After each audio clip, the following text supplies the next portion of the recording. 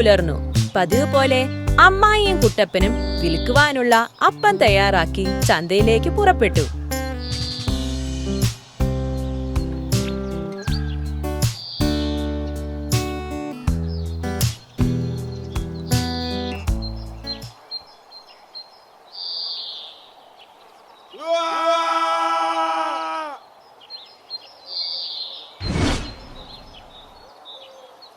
കുട്ടപ്പ, എന്തോ പ്രശ്നമുണ്ടല്ലോ.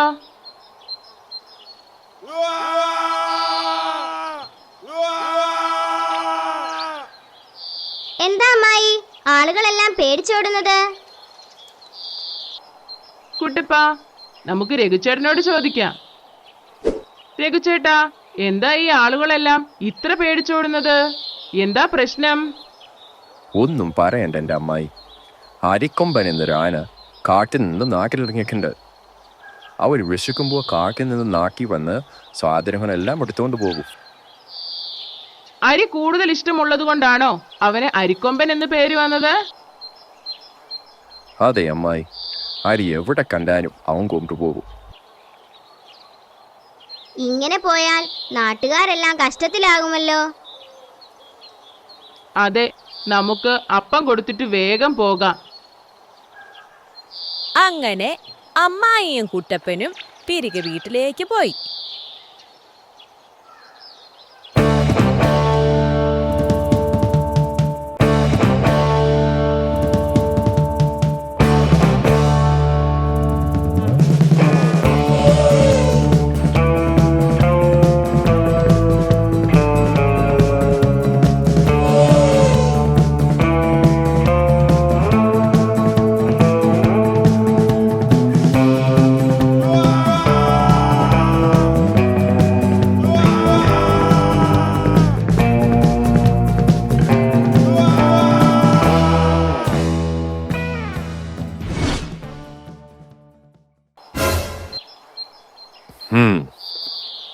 എനിക്ക് നല്ല വിശപ്പുണ്ട്. നിന്റെ കടയിലെ സാധനങ്ങളെല്ലാം എടുത്തേ. കൊമ്പ, നീ അങ്ങനെ പറയരുത്. ഈ സാധനങ്ങൾ മുഴുവൻ എടുത്തുകൊണ്ട് പോയാൽ എൻ്റെ കുടുംബം പട്ടിണിയാവും.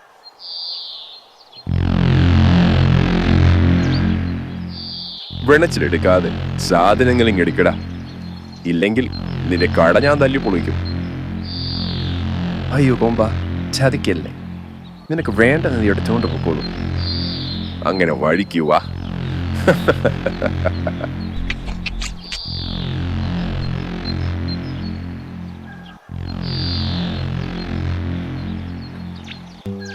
നേരം പുലർന്നു. പതിവ് പോലെ അമ്മായിയും കുട്ടപ്പനും വിൽക്കുവാനുള്ള അപ്പം തയ്യാറാക്കി ചന്തയിലേക്ക് പുറപ്പെട്ടു. അരിക്കൊമ്പൻ ഇന്നലെ ചന്തയിൽ എന്തൊക്കെ കാട്ടിക്കൂട്ടിയിട്ടുണ്ടാവുമോ എന്തോ. അതെ അമ്മായി.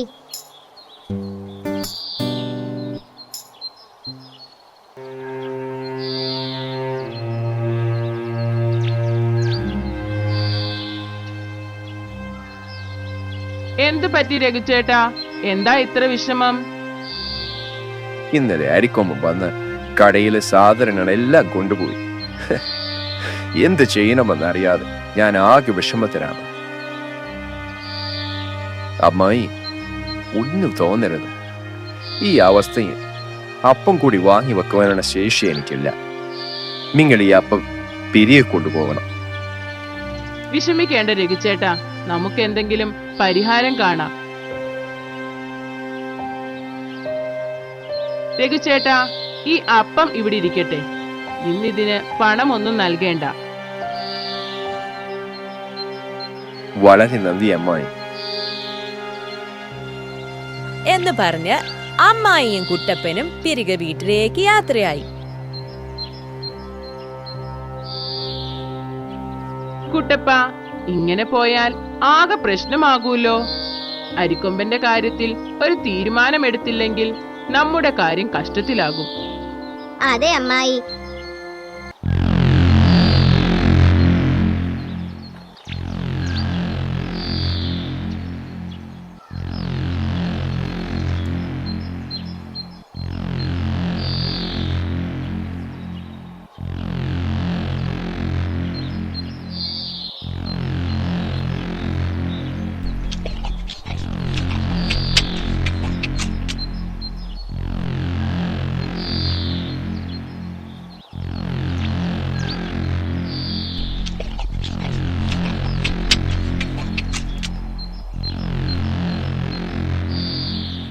നല്ല രുചി. ഇത് എന്ത് സാധനമാടാ? ഇത് കാക്കാരിക്കുന്നിലെ അമ്മായി ഉണ്ടാക്കുന്ന അപ്പമാണോ?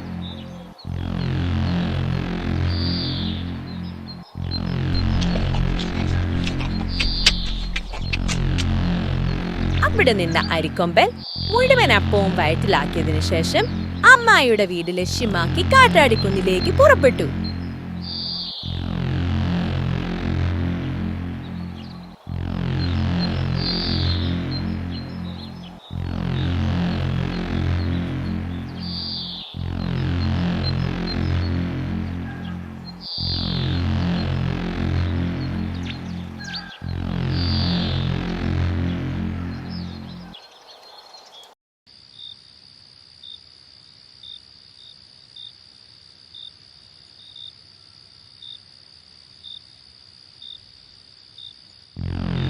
അമ്മായിയുടെ വീട്ടിലെത്തിയ കൊമ്പൻ അപ്പം ഉണ്ടാക്കാൻ കരുതി വെച്ചിരുന്ന അരി മുഴുവനും കൈക്കലാക്കി സ്ഥലം വിട്ടു.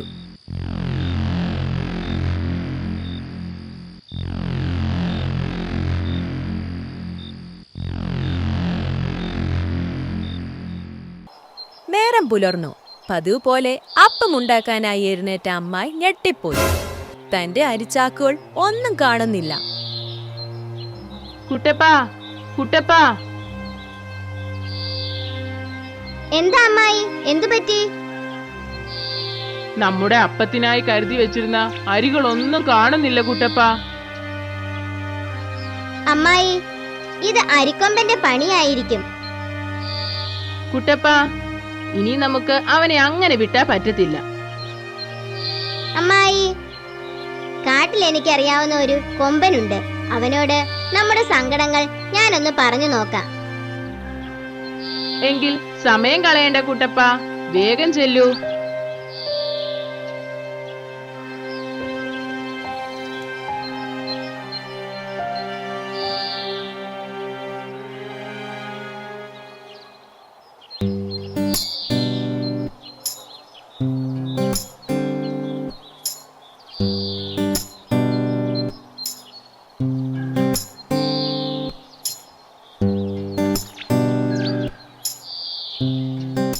അല്ല, ഇതാര്? കാക്കക്കൂട്ടപ്പനോ? നീ അമ്മായിയുടെ കൂടെ കൂടിയാ പിന്നെ നിന്റെ വിവരമൊന്നുമില്ലല്ലോ. ആനച്ചേട്ടാ, ഞങ്ങളൊരു പ്രശ്നത്തിലാണ്. എന്തു പറ്റി കൂട്ടപ്പാ? നീ കാര്യം പറ. കാട്ടിൽ നിന്നും നാട്ടിലേക്ക് അരിക്കൊമ്പൻ എന്നൊരു ആന ഇറങ്ങിയിട്ടുണ്ട്. അവൻ നാട്ടിലെ ആളുകളെ വിരട്ടി ഭക്ഷണ സാധനങ്ങളെല്ലാം കൈക്കലാക്കുകയാണ്. ആരിക്കോമ്പനോ? അവനെ ഈ കാട്ടിൽ ആർക്കും ഇഷ്ടമില്ല. എങ്കിലും നീ പറഞ്ഞ സ്ഥിതിക്ക് ഞാനൊന്ന് പോയി സംസാരിച്ചു നോക്കാം. അങ്ങനെ ആനച്ചേത്തൻ അരിക്കൊമ്പനെ കാണാൻ പോയി.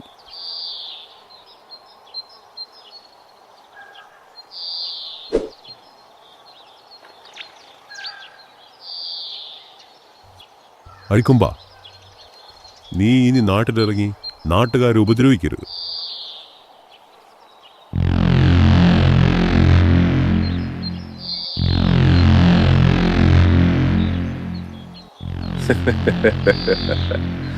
അത് പറയാ നീ ആരടാ?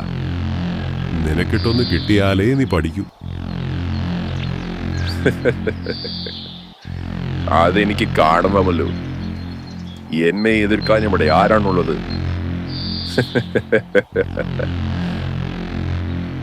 നിരാശയോടെ ആനച്ചേട്ടൻ കാക്കക്കുട്ടപ്പന്റെ അടുക്കലേക്ക് നടന്നു.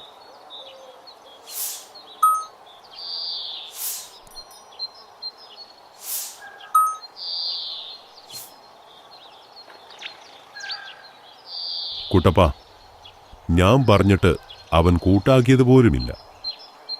അവനോട് മത്സരിച്ച് ജയിക്കാനുമാകില്ല. നീ നല്ല ബുദ്ധിശാലിയല്ലേ? നീ ഒന്ന് ചിന്തിച്ചു നോക്ക്. അവനെ കൊടുക്കുവാനുള്ള എന്തെങ്കിലും ഒരു മാർഗം നീ വിചാരിച്ചു കിട്ടൂ. ശരി ആനച്ചേട്ടാ, ഞാനൊന്ന് ആലോചിക്കട്ടെ എന്ന് പറഞ്ഞ് കുട്ടപ്പൻ തിരികെ വീട്ടിലേക്ക് പോയി. കുട്ടപ്പന്റെ വരവും കാത്ത് അമ്മായി പുറത്ത് കാത്തിരിപ്പുണ്ടായിരുന്നു. കുട്ടപ്പൻ അമ്മായിയുടെ അടുക്കലെത്തി. കുട്ടപ്പാ, എന്തെങ്കിലും രക്ഷയുണ്ടോ? കുട്ടപ്പൻ നടന്ന കാര്യങ്ങളെല്ലാം അമ്മായിയോട് പറഞ്ഞു. ഇനിയിപ്പോൾ എന്താ ചെയ്യുക? വിഷമിക്കേണ്ട അമ്മായി, നമുക്ക് എന്തെങ്കിലും വഴി കാണാം എന്ന് പറഞ്ഞ് അമ്മായിയും കുട്ടപ്പനും ചിന്തിക്കുവാൻ തുടങ്ങി.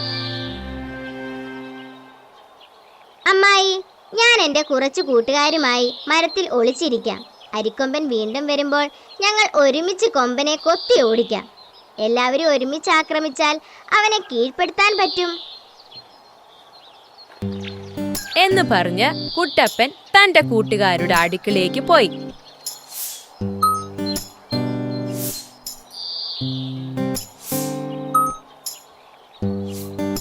തന്റെ കുറച്ചു കൂട്ടുകാരുമായി കുട്ടപ്പനെത്തി മരക്കൊമ്പിൽ കാത്തിരുന്നു.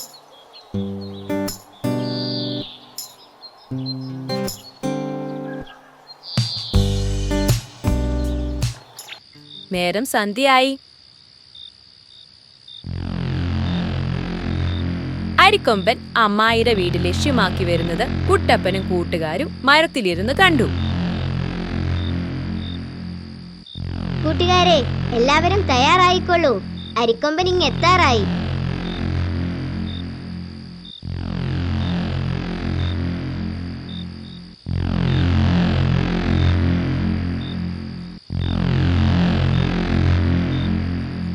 അരിക്കൊമ്പൻ വന്നതും പതുങ്ങിയിരുന്ന കുട്ടപ്പനും കൂട്ടുകാരും ഒന്നിച്ച് കൊമ്പനെ തന്റെ കൂർത്ത ചുണ്ടുകൾ ഉപയോഗിച്ച് കൊത്താൻ തുടങ്ങി.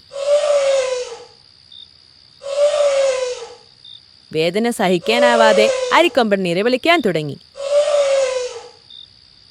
ഇത് കേട്ട് കുട്ടപ്പൻ അരിക്കൊമ്പന്റെ മുമ്പിലെത്തി പറഞ്ഞു: എടാ കൊമ്പ, ഇനിയും നീ നാട്ടിലിറങ്ങി മറ്റുള്ളവരെ ഉപദ്രവിച്ചാൽ നിന്നെ ഞങ്ങൾ വെറുതെ വിടില്ല.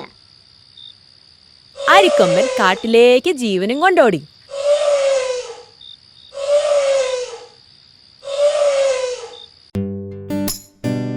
അമ്മായിയും കുട്ടപ്പനും തന്റെ കൂട്ടുകാർക്ക് നന്ദി പറഞ്ഞ് അവരെ യാത്രയാക്കി.